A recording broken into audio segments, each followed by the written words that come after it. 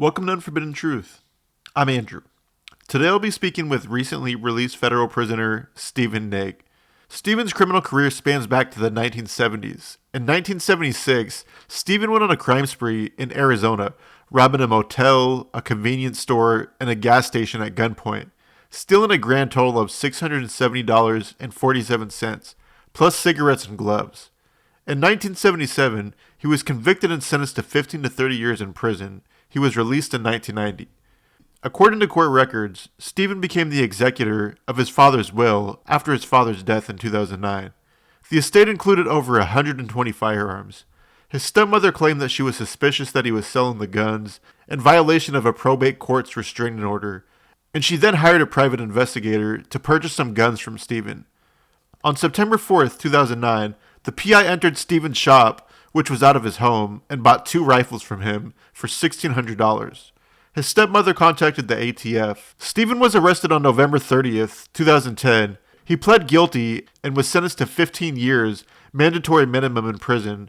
While incarcerated his second time in prison, Steven claims to have assaulted 21 child molesters, one of which was Jared from Subway, Jared Fogle.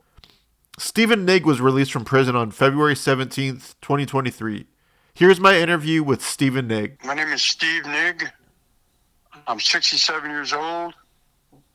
I've done approximately 30 years in prison or incarcerated in one place or another. I'm residing at a halfway house in Denver, Colorado right now, just released from prison February 17th. And that's about it. Not much to say in my life, just most of it's been in prison. How would you describe your childhood overall growing up? Well, I feel I had a good childhood. My parents were divorced when I was small, but so many families have come from divorced families. I don't think that was ever an issue with me. I grew up, my parents, I stayed with my father for a while, stayed with my mother for a while, and both of them taught me to take care of anybody bullies. They were very ethical people, and they taught me ethics and values, and I've lived by them all my life. Did you suffer any type of childhood abuse or trauma growing up? No, I'm maxed out a lot because I guess because of how I react to child molesters. I've heard so many of them throughout my life since I was a teenager that people automatically think that I'm like this because I was abused as a child, sexually or otherwise. But I never was. And I try to tell people, just you don't have to be an abused child to hate child molesters and to know how sick and wrong they are. I've never been touched or in my entire life. I just know that they're bad people, and somebody has to stick up for these children. And I'm glad I'm there.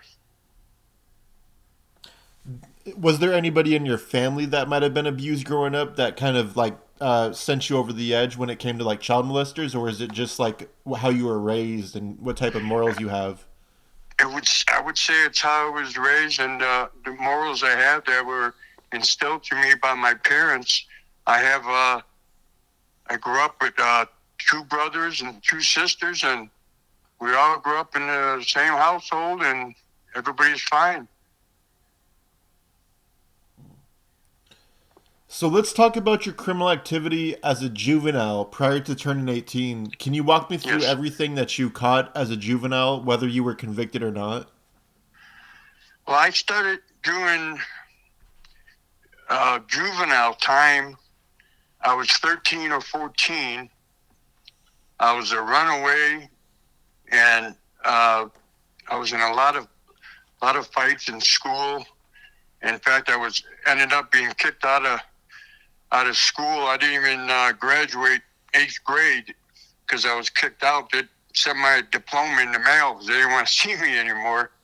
because I was in so many fights in school. And I've done about maybe 3 years in juvenile centers, mainly in Illinois, like the infamous St. Charles Boys School in Illinois. I was there for years in many juvenile centers. There are probably 3 or 4 different juvenile centers. And I was raised quite a lot from the early age incarcerated, which actually wasn't a bad thing because I went to prison at a very young age. So I was already experienced enough to know how to handle myself in prison. So you said you spent time in about 4 juvenile facilities. Was that all for strictly just fighting? Uh, yes, I would say, runaway. It was the first time was because I was a runaway. I was caught. I was in Illinois, and I actually, this was in the late '60s when you could actually hitchhike and all. I hitchhiked all the way from Illinois to Florida, and I was in a juvenile center there in Florida for some weeks, and that was just for a runaway. And then they just sent me back to Illinois, and then from there I got in more trouble in Illinois, and they sent me to the juvenile centers in Illinois. Were you locked up until you were 18? In and out, but when I was, Illinois is 17, you're an adult. When I was 17, my first adult arrest was aggravated battery. And I went to my first adult prison at 17, which was called Vandalia, Illinois, in 1972.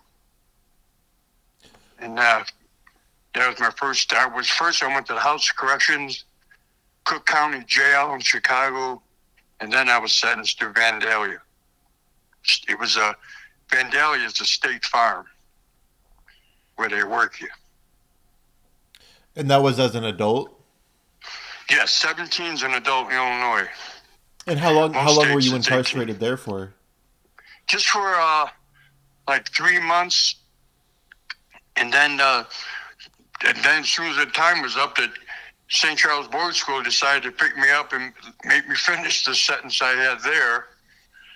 And then I escaped a couple times from St. Charles, and I ended up running and going to Arizona.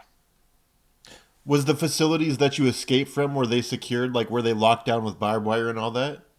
Oh, yes. So how did you escape the few times you did? I just I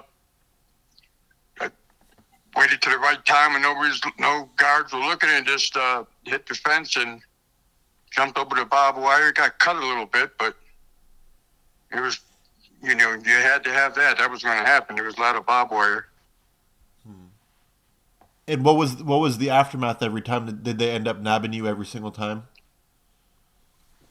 Yes, they ended up, because I would end up going to the same neighborhood, and a week or 2 or 3 weeks later, they'd catch me and just put me back in there again.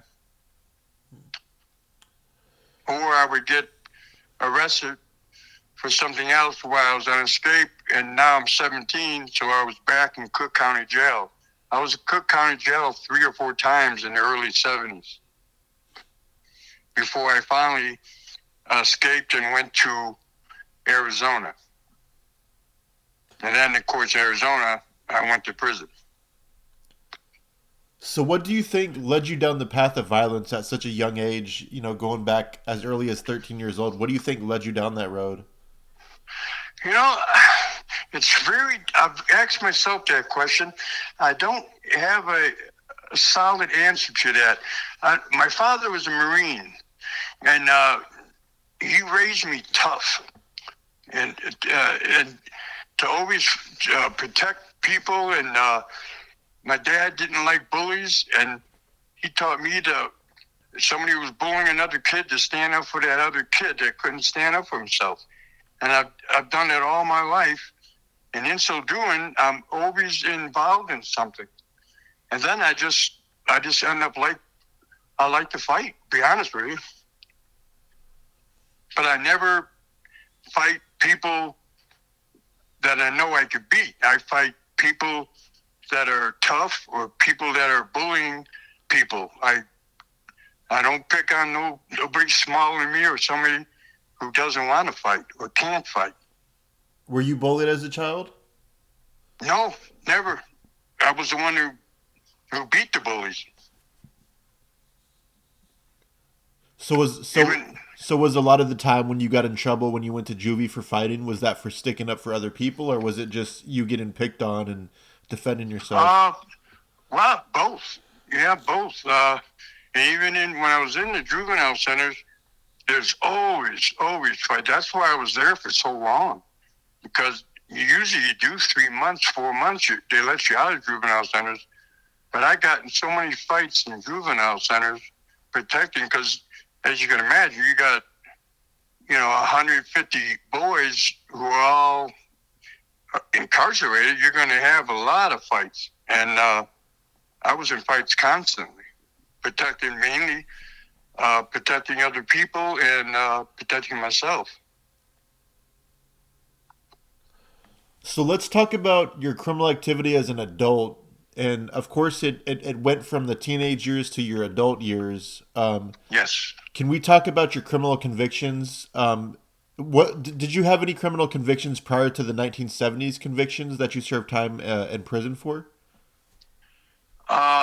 Well, as I said, I went to my first adult conviction was aggravated battery, and I went to Vandalia State Farm, and then I was in trouble in Illinois so much that I knew I had to get out, and eventually, as I said earlier, I went to Arizona and stayed with some friends, and was doing real good for quite a while, and everything just went under, and I ended up hooking up with another person, an older person, in Arizona. And now we're talking 1976.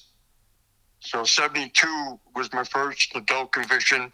Now it's 76, and I'm in Arizona, and I was arrested for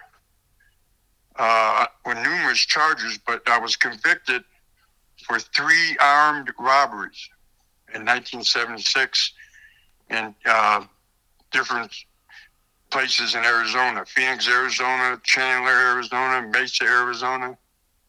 And were these like people's homes, or were these banks or convenience stores, or what kind of robberies were they?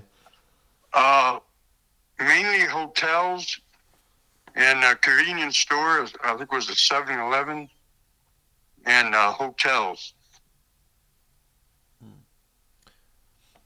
And how much time did you serve for those 3 robberies? I was sentenced to 15 to 30 years. I just turned 21. I went in prison in 1976, and I got out in 1990. Almost 14 years. So when you were in prison the first time, how did you spend your time? Well, prison was a lot different in the 70s. Arizona prison was one of the most violent prisons in America at that time. I did years and years in isolation in the hole for numerous things. Like I was accused of stabbing a man in self-defense, but I went to trial, street trial, and I got an acquittal, but I still was in the hole for 2 years for that. And while I was in the hole, I ended up getting into it with a couple of guards that were harassing me, and I ended up beating 2 guards pretty bad. I mean, when you hit a guard in prison, you already know the end result, you're going to get beat. There's no other way to look at that. So if you hit a guard, make sure you do a good job, and I did. And of course, I got beat down real bad and put back in isolation and for years again. And then they ended up, because of all the trouble I was causing, I actually had to go on a hunger strike I went on a hunger strike, and my lawyer had me on the news, and it was broadcasted enough where I went from 170, I think I weighed 178 pounds, and I went down to 112 pounds. And then they knew I was for real, and then because they was never going to let me out of lockup. And as I say, I was doing 15 to 30 years, and I only had like 4 years in. So I went in a hunger strike, and they ended up transferring me to Kansas State Prison after that. So I got away from all the violence I was in that prison.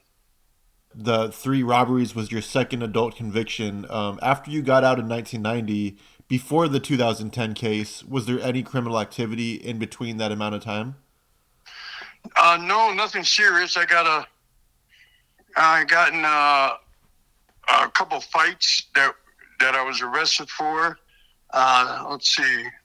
I had 2 drunk driving tickets, DUIs, from 1990 to 2010. And did that result in any jail time or prison time or anything? No, not a day. Obstructing an officer, I think, was one charge too. It was all a misdemeanor, and I did no jail time, no. And that was, from 90 to 2010.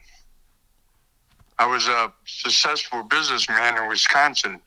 I lived in Colorado when I first got out with my brother Jim, who I'm going to be living with when I get out of the halfway house, going back to him and his wife, Virginia. They took me in 1990, and here we are again, taking me in again. So I'm blessed with a really good family. You said you were a successful businessman. What kind of business did you have going on in Wisconsin? I went to live with my father in Wisconsin because he had open heart surgery, and he had a small vending route, pool tables, dart machines, 8-liners, all this in bars and restaurants. And so I went to work for him, and then he retired, and then I just built up the company. We started out with like 5 places we had all our vending machines in, and I ended up with 29 establishments with our machines in it. And in the summertime, I also opened up a seal coating business, seal coating asphalt driveways and parking lots. And I did very good up until my father got married, retired, and he got married to Joyce Jensen, and then she's the one that ended up getting me put in prison. Let's talk about the 2010 case. Can you tell me about that case and everything that transpired?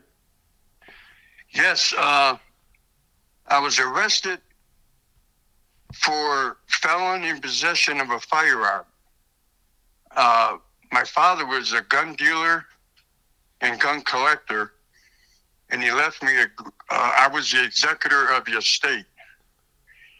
And his wife didn't like that because she wanted to be the executor. And he just had married her some months before he died, before she could get his Social Security checks, his Marine Corps pension, and all this. And she was living with him. And she had me, I took the guns out of the house first. I went to my father's house after he passed away. His wife, Joyce, moved out with her daughter. And I wanted to get all these guns out of the house because I know I'm a felon. So I called the police department, O'Connell County Police Department, and told them I need to get these guns out of here. And the police officer actually came to my father's house where I was living. And I had a couple friends there, and we unloaded over 100 guns, rifles, pistols, and got them out of my father's house. But now in so doing, obviously I had to touch the guns.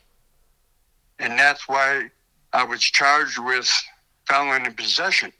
And the police officer gave me permission to do it, but he's a state police officer. And when I went to court, it was a federal charge. The Fed said, well, he wasn't a federal officer, so it's still illegal in his possession of a firearm. And there was 4 or 5 other incidents, like people who I went hunting before, so they knew I was hunting, therefore I was in possession of a firearm. And my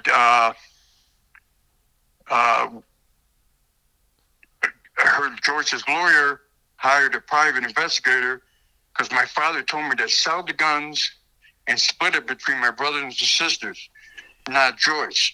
Joyce had $100,000 given to her, land given to her, and I was to split the estate between my brothers, sisters, and her, but not the guns. And she didn't like that. So her lawyer got a private investigator, and I was doing what my father said, and the judge knew also, my lawyers knew that I was doing what my father said to do, sell the guns. So I sold probably 30 or 40 guns to different individuals, and I sold 2 of them to this private investigator that her lawyer got. And so he was able to say, too, that he saw me touch the guns. It wasn't illegal to sell the guns. It was illegal for me to touch the guns. And I touched them, and so I had all these people in court able to say that I did touch a gun. Therefore, I was convicted of felon in possession of firearm. Now, this doesn't carry much time, but the thing is, if you remember, in 1976, I was convicted of 3 armed robberies. Now, it made a new law in the late 80s called armed career criminal. If you have 3 felonies, you are considered an armed career criminal, even though all 3 felonies were committed in one crime spree that I did when I did the 3 armed robberies. They used those same armed robberies against me that I did in 76, and I was in prison for 14 years. Now, the Armed Career Criminal Act is a mandatory minimum of 15 years.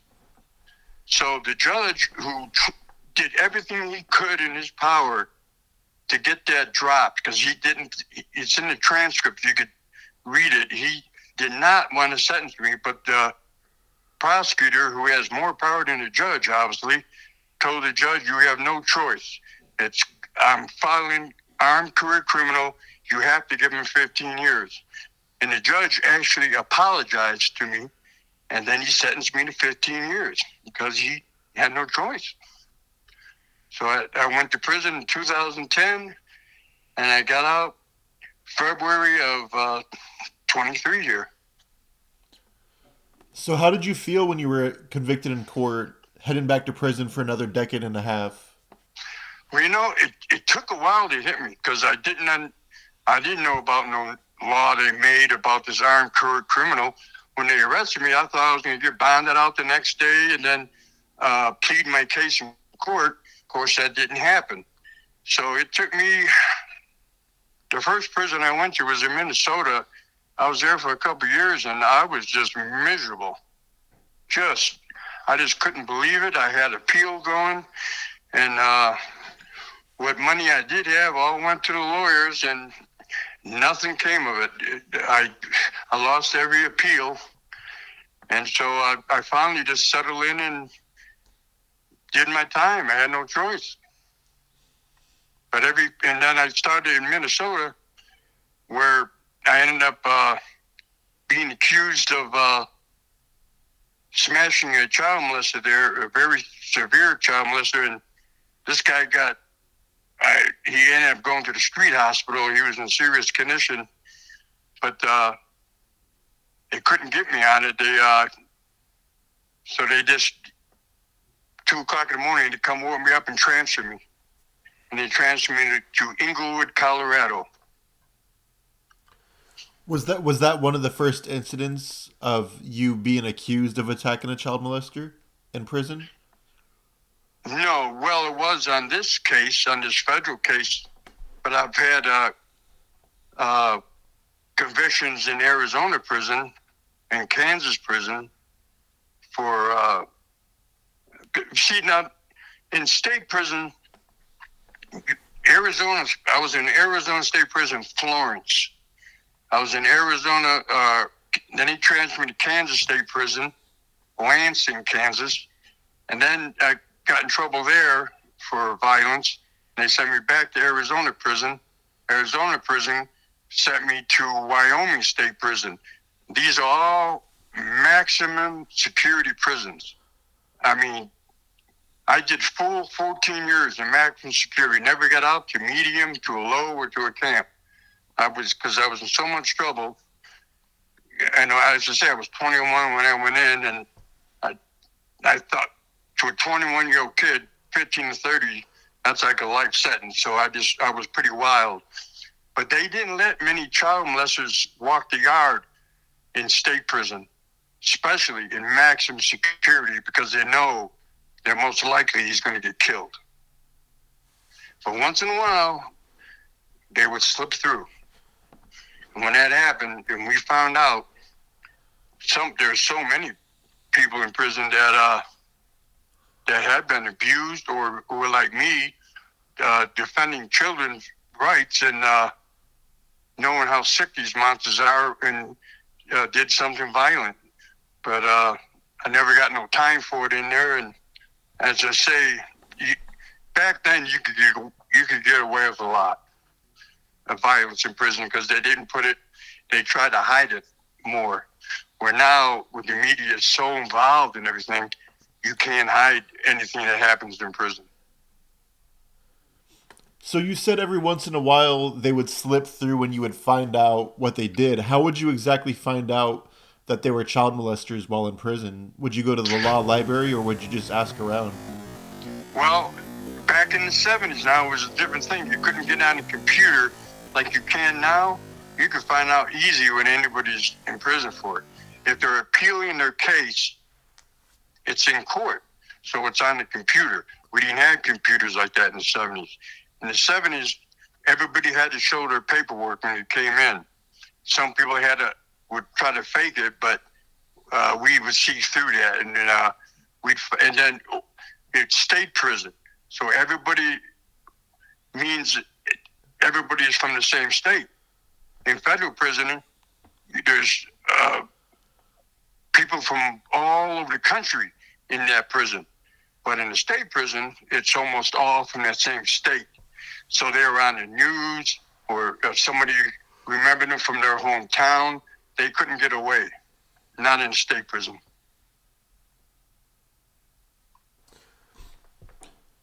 Let's talk about the infamous attack on Jared from Subway, Jared Fogle. Can you tell me what went down that day, why it went down, and what the aftermath was? Yes, as I stated earlier, after being accused of smashing a child molester in Sandstone, I was transferred to Englewood, Colorado. And I was there for some time. It was a decent prison, actually. It's a low. And I was trying to go to a medium. I was in Terre Haute, Indiana, which is a medium.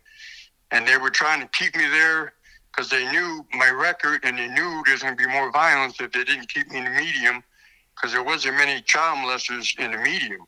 Terre Haute, Indiana is, at that time, we're talking 11, 12, it was a decent prison. It isn't anymore, but they couldn't keep me there because you go by the point system. I didn't have enough points to go to a medium. So they eventually caught me, the BOP caught me, region, they call it region, and they sent me out of there. And I ended up going to Englewood. And then I was there for, I don't know, 2 years or more before Jared Fogle arrived. And there was a fair amount of child molesters there. And by this time, I had already smashed 4 or 5 of them. I went to the isolation, it's called the SHU in the Fed system, Special Housing Unit. In other words, isolation the whole. They just like to make a fancy name for it now. And I was in the shoe for smashing child molesters. And one time I went to the shoe because they tried to move me in a 10-man cube, and there was 3 chomos living there. I said, I don't live with child molesters. So they put me in a shoe. And then 30 days later, they let me out and tried the same thing. I went back to the shoe. This time, they knew I wasn't kidding, so they didn't put me in with no child molesters no more. And then here comes Jared, because they started a program called Special Management. No, what was it called? Sex Offender Management Program, SOMP for short. Sex Offender Management Program. And it's where the psychologist, they had a psychologist department just for these people who are in this program. And I got in a lot of trouble, as I said already, before Jared got there, and the psychology department would call me up and give me shots, write-ups for harassing and threatening child molesters, because they all told on me. You know, they just constantly trying to get me off the yard there because they were scared of me, and they knew I would, if I catch him, something's going to happen. So, but then here comes Jared because of that program, and he was there, I don't know, maybe a month, and I saw him just a few times, but every time I saw him, everybody, all the other child molesters go up and shake his hand. Even people, so-called good people, were shaking his hand. You just thought it was something that, look at Jared from Subway. And, but the child molesters loved him because it was like their hero. They looked at him like he was some kind of god. They did everything for him, catered to him, and he was having a good old time. It wasn't like he was in prison at all. You thought he was so safe, and the warden, even, it was a woman warden, I forget her name, she actually took him on a tour around the prison and tell him, oh, don't you worry, everything's fine here, Jared. Call him by his first name. You never call nobody by their first name in prison.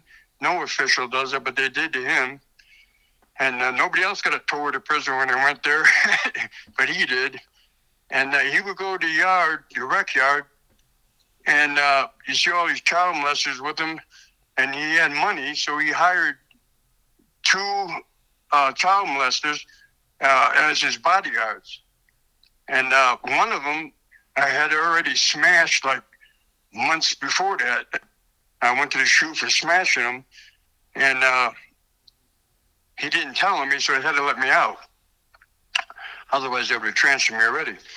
And he was just acting so arrogant, like he was king of the world. It was nothing to molest his kids, because just like the average child molester, they think there's nothing wrong with what they did. But they really believe that, too. It's because they're so sick. In their heads, I've even heard a child molester speak about it before. I just wanted to love that kid, they said. And they mean that. They're so sick, they don't understand why they were charged with this and gone to prison when all they do was loving a kid. They really believe it. They're sick. And Jared was doing the same thing. And so I saw him on the yard. I told my people that I was with, I said, listen, I can't handle this guy. He's arrogant. He's hurt all these children, and he's no remorse. And he tried to organize all the child molesters, and because we wouldn't allow him in the weight pit to lift weights, and they weren't allowed to do a lot of things. But now that he got there, their fearless leader, he was organizing them and trying to make a move and pretty much just take over the prison, because there was, by now, because when they brought him, they brought like 80 more child molesters for this program, SOMP, with him. And then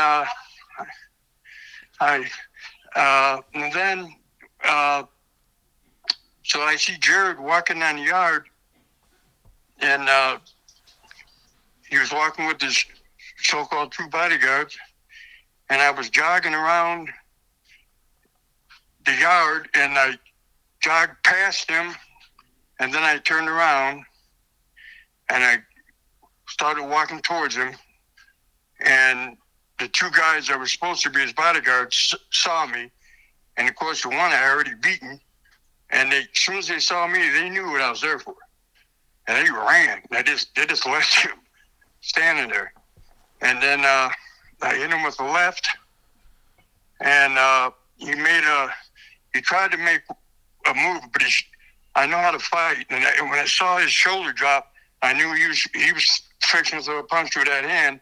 So I stepped to the side and I nailed him with the right, and he was down, and I just hoovered over him, grabbed him by his shirt with my right hand, pulled him up, and every time I pulled him up, I hit him with the left. I believe I hit him 7 times.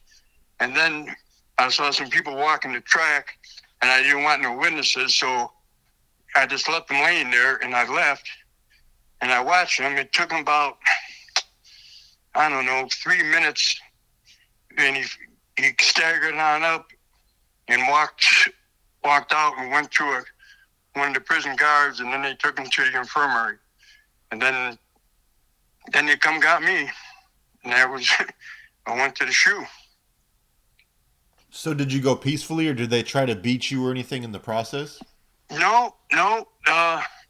Soon as I tell you the truth, because they know my reputation. All the guards there, because I've asked them before Jared even got there. I said, man, there's a lot of child molesters coming here. I think you need to get me to another prison. But they wouldn't transfer me. And the reason I found out later why was because if they transferred me because of child molesters, anybody could say that. My counselor told me that. She said, listen, we knew you were going to do something. You've already hurt 3 or 4 child molesters that we know of in this prison, but we can't transfer you because then anybody could use that as an excuse to get transferred. And she was right. They would have done that just to get out of the prison. So they had to endure me. And said, no, they just took me to the shoe. As soon as Jared went to the infirmary, they knew it was me. They just came directly. Jared didn't tell on me. He didn't say that because he didn't know who I was at the time, but he still didn't say later. He never said that in fact, he tried to deny it to the press, and his lawyer even said, oh, that never happened. I read that in the transcript, but that they were trying to say it never happened. But TMZ put the write-up I got, the incident report, TMZ TV show, put it on their program. But no, I can't tell you how many COs came up to my cell when I was in the hole and said, thank you. I wish I could do this. I wish I could do what you did. I don't like these child molesters, and the child molesters have more rights, Andrew, than any prisoner in prison. The reason that there's over 1,000 people in this prison, why was I 60 years old? Why was I the one that had to do this? I mean, I'm glad I did, but why was I the one? I put in my work years ago. Somebody else is supposed to do this, but they didn't because they have so many rights. They were scared to death of getting a hate crime, which was mandatory minimum 5 years. They were worried about that. I mean, I knew it existed, but there's no way I'm going to let that stop me because I know I'm right. This guy is bragging about having sex with these children, and he's grouping up all the child molesters to try to give them power at what they did. There's no way I'm going to put up with that. I don't care about no 5 years. I don't care about going to the hole. They kept me in the hole for like 4 months before they transferred me. They took away a good time. I would have been out a long time ago. But they talked about giving me the 5 years, but the publicity was so bad. I mean, the TMZ, I love them people. They helped me a lot. And the media here in Colorado, I was in the news. I didn't know this because I was in the shoe. I found out much later that what had happened, but the BOP decided, man, just get rid of that guy. Get rid of that old man. He's causing us too much trouble. We got too much heat. The media's hanging out the prison trying to talk to the guards to get their take on what happened. So they decided just to get rid of me. So thanks for the media. Otherwise, I would have been charged and probably got 5 more years. So basically, the aftermath of you beating up Jared Fogle was just you went to the hole. You didn't get any outside charges or any extra time added on or anything. Probably what at the most good time taken away. Just all they did was the good time taken away. No commissary, no phone, no. They took away the privileges, and then transferred me to Oklahoma, which is a transfer center. You got to go through there first. And it's a mess. Nobody likes being transferred because you got to go through all kinds of terrible things. You're cuffed in airplanes and the buses. You sit in Oklahoma. It's a terrible place to do time. And then they transfer you to another prison. Nobody likes to be transferred because every time you transfer, Andrew, you have to. It's like starting your sentence all over again. You have to make a reputation again. So. When you're in one prison, you make a reputation, okay, you're fine the rest of your time in there now because people know who you are. They know that you'll take care of business if you have to. So nobody wants to be transferred because they got to start all over again, making a reputation. But nothing bothered me. All that suffering was nothing. At first, it was because I didn't understand it. But I learned to live is to suffer. To survive is to find meaning in the suffering. And I found meaning in my suffering. It was for a good cause. Now I'm thinking, I have my meaning. So it didn't bother me no more. And which is good because they sent me to 7 different prisons. Because every time I smashed child molesters, they put me to another prison. So I had to go through the same thing I did with Fogle.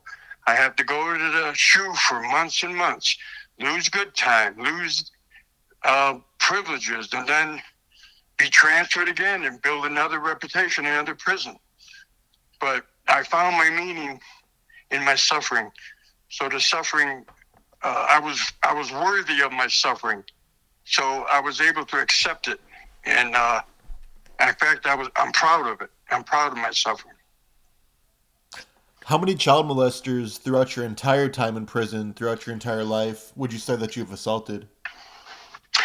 In the federal prison,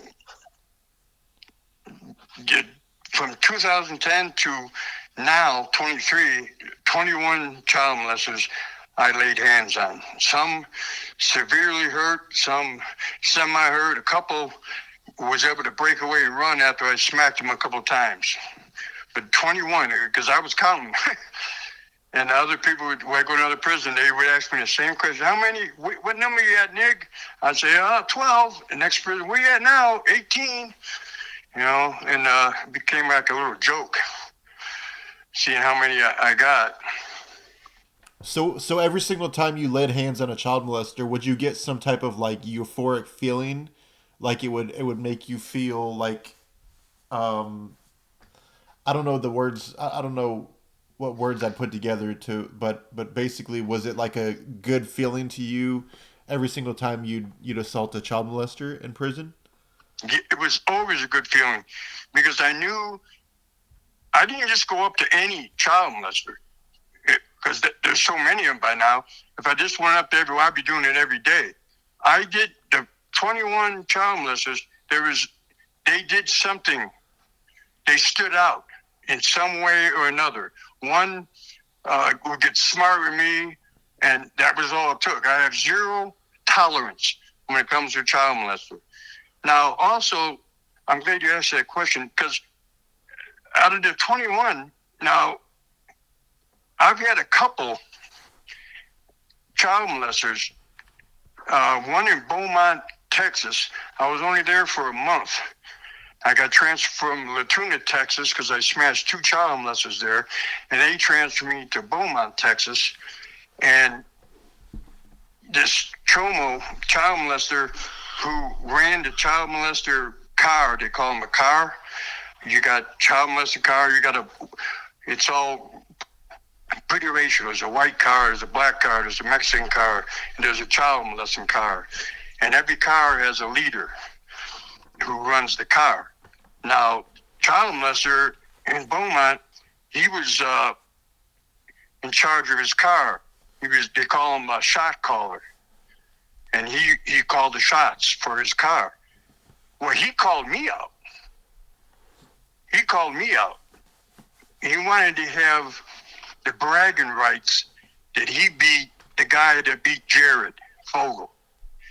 So this happened like 3 times in these 12 years and 3 months I was incarcerated here.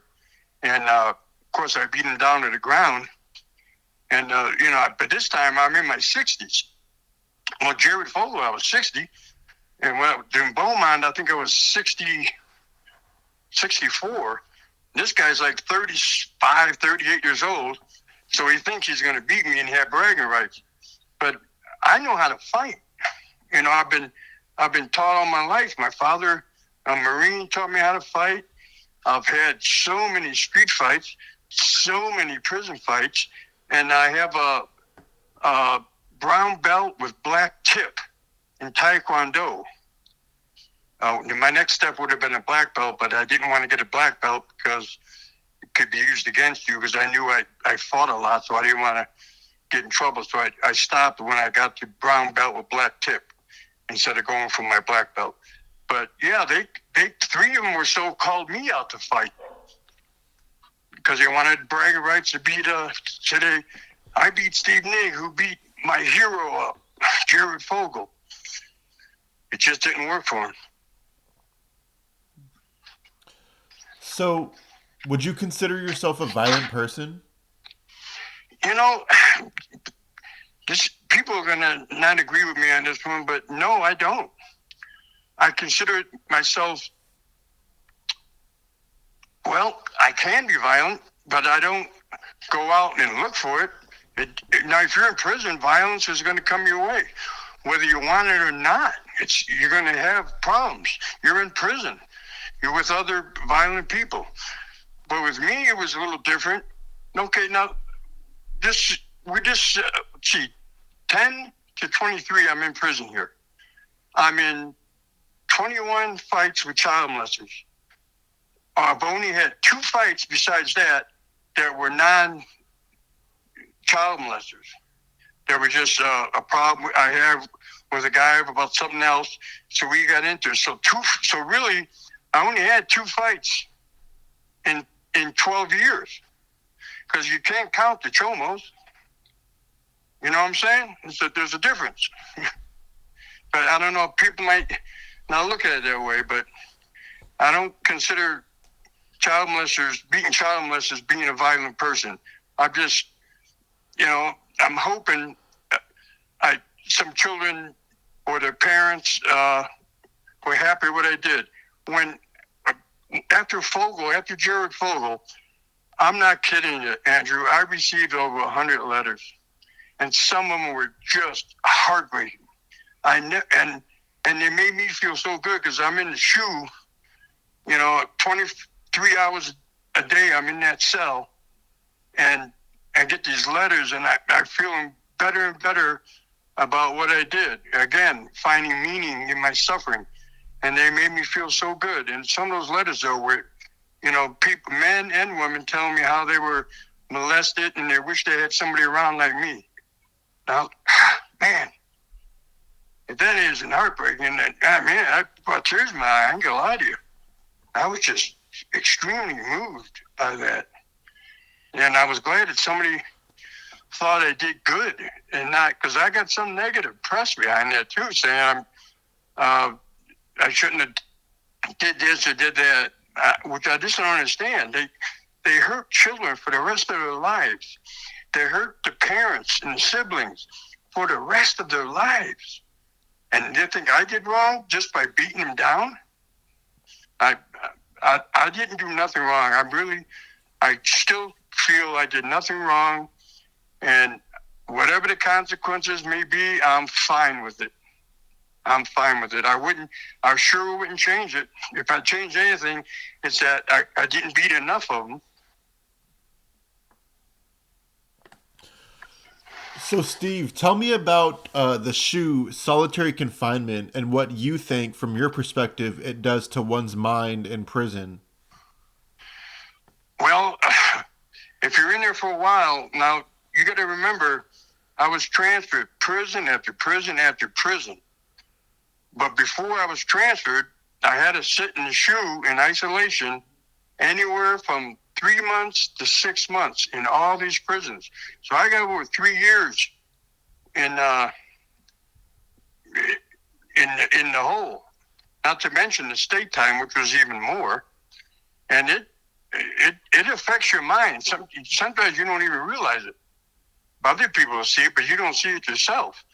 But I'm older now, so I was able to handle being in isolation better than the young guys.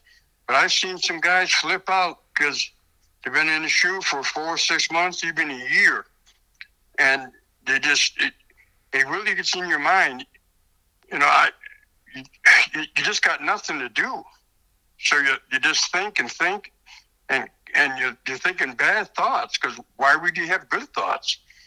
And people get out and it manifests itself, and they do more violence. The shoe is a bad place. Obama tried to change that. I don't know if you knew that. He's made new laws where you couldn't be in the shoe for a certain period of time because they saw the effects it was having. Because there one guy in the state prison, I forget his name now, he got out and then he killed that poor kid, a pizza guy, and then killed a director of the prisons or something. And that's what made Obama make these new laws. Because he's seeing the psychological damage that this causes people. And, I know I'm damaged from it, but the good thing is I know I am. So I'm able to understand it more than a lot of people, especially the younger people. As I say, I'm 67. So I've been doing this since I was a juvenile. I've been in isolation in juvenile centers, adults everywhere. So I'm able to adapt to it, but it definitely has affected me. And in a violent way, too, because that's all you're going to have sitting there is violent thoughts. Putting somebody in isolation for a long period of time is just wrong. Then at least if they're going to keep us there, they need to have programs to keep everybody occupied, to keep their mind straight. But they don't do that. They just put you in there and a lot of times just harass you while you're in there. It's terrible. Do you have any ideas on what alternatives would be to solitary confinement I guess, like keep the violent prisoners back from the general population and so on and so forth?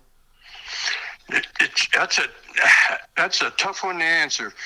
As I say, the only thing I can think of is while you have us in isolation, instead of just leaving us there to rot, do something with us to make us better. That's why I say you don't just put them in isolation and leave them there like they do. They should have set up a program system where they, you have a hard time even getting a book.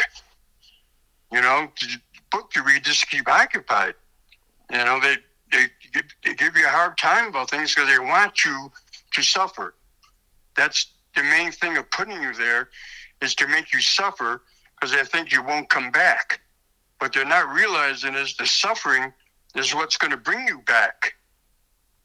So they need to have programs for these guys so they could let them out to exercise more. I was getting 3 hours a week out of my cell. That's not enough. And then when you're out, you're in a cage. Just that being that, then it's hard for some people to when you get out to be in general population again, you're all weary and leery of things because in the shoe, you got all the violent people. So you're on your toes all the time and you're waiting for something to happen and you're ready to defend yourself. So when you get back in the general population, you have that same mentality. And they're not looking at this, or they see it, they just don't care. You know, they put you in there just to suffer. And the suffering isn't working. So after being incarcerated for so long, do you think that you've taken anything away that's positive from your stints in prison? Well, only on this one, because this one, I accomplished something. You know, I came into my own. I understand things now. I think I'm actually a better person than when I went in because I learned so much. And I always try to find, I think everybody, what's the meaning of life? What are you here for? Well, everybody has a different meaning of life. And now I think my meaning of life, the reason I went to prison was to defend people who have been molested by smashing these child molesters. So I have a meaning in life now. And I'm following it out here. As soon as I get out of this halfway house, I'm working with my nephew and other people to organize it's just on the groundwork right now, but I want to get some programs set up for the child abuse center to make money for these child abuse centers here in Colorado and other places. Because what I want to do is like get some kind of maybe a marathon run or a CrossFit routines or one of those 100-mile runs and make money for children who have been abused. And so I found my meaning now. I have a purpose in life. I know why I'm here now. So I'm going with it. That's why I ask anybody who may be listening to check my Facebook page and to see how we're going with this organization we're trying to get together for the kids. And whatever they could help at, it would be appreciated. And once I get out of here and we get it going, I like to see how many people could run a marathon. So Steve, when I announced that I was doing this interview, I got a lot of comments in support of you. Of course, beating up pedophiles and whatnot. But one comment that was interesting that I wanted to get your insight on was a person in particular had said this comment/question. We all know that there are so many wrongfully convicted people in prison. I wonder how this dude knows who's actually guilty. Mm-hmm. That person's right. There's not many people, be honest with you, who are in prison who are completely innocent. But the time they're getting is outrageous. Now, you got to remember, I get 15-year sentence in prison because of some woman who wanted my father's money. All I did was touch guns. And I wasn't they weren't using a crime. They were just moved. I just moved them out of the house with the police officer's permission. And just by touching these guns, I went to prison from 2010 till now. Now that's wrong.